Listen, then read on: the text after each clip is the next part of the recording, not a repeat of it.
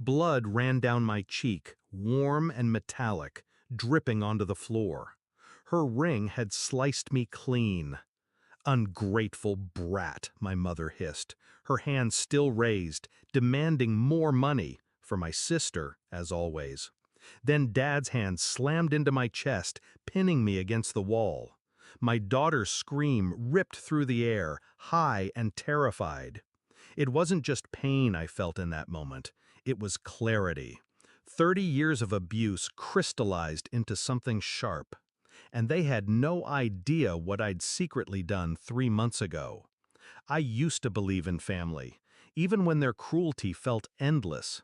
I told myself they'd change, that if I loved harder, worked longer, gave more, they'd finally see me.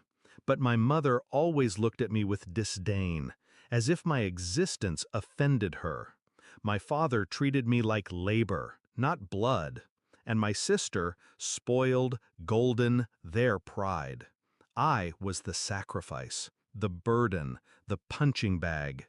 For years I endured, until I saw my daughter watching. Her small eyes mirrored my fear, and that was when the shift began. It started with little things, my paychecks vanishing for family emergencies, the house deeds signed over without my consent, the endless manipulation masked as duty. Then I found the accounts, hidden ones, bank statements that proved my parents had siphoned my earnings for years, feeding my sister's lifestyle, cars, jewelry, vacations, while I struggled to keep food on my own table. Rage would have been easy, but rage is noisy. Revenge requires silence. So 3 months ago, I took my silence to the bank. I opened accounts in my daughter's name. I rerouted every payment, every transfer, every asset that legally tied back to me. Slowly, carefully, I cut them out of the veins they'd been draining for decades.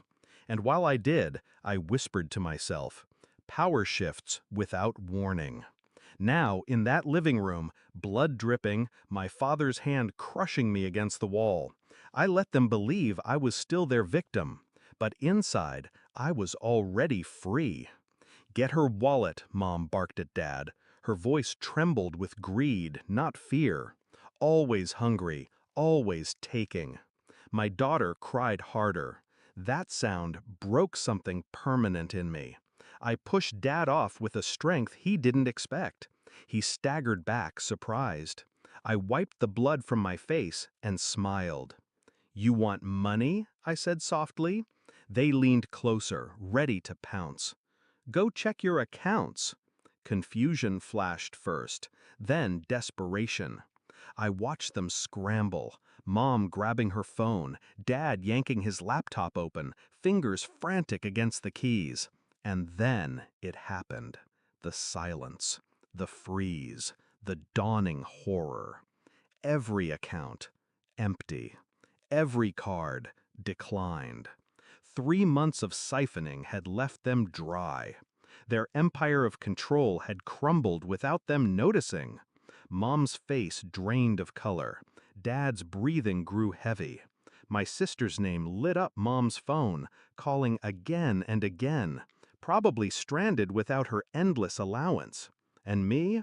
I just stood there, calm, my daughter clinging to my side. You did this," Mom whispered, voice trembling. Dad's rage flared, but it was hollow now, powerless. He lunged forward, but I didn't flinch. "I told you," I said, voice low, "power shifts without warning." The fallout was merciless.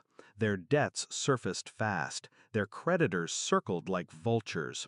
The house seized, the cars repossessed.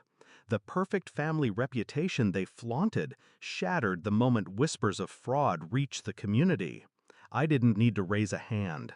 Their downfall was financial, social, absolute. And I orchestrated it in silence.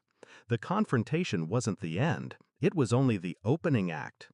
When investigators came asking about suspicious transfers and forged signatures, I gave them everything. Not as their child, but as their victim, and then as their executioner. The evidence was undeniable.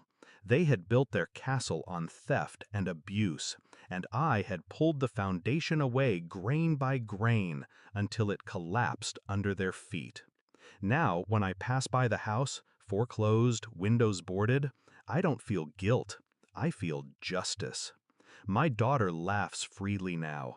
Her eyes no longer carry fear, because she saw the moment the chains broke, the moment silence turned to power. And my parents? They still look for me in their empty wallets, their ruined reputation, their lonely nights. But I'm not theirs anymore. I never was. Blood on the floor, a scream in the air, 30 years of silence breaking in a single night.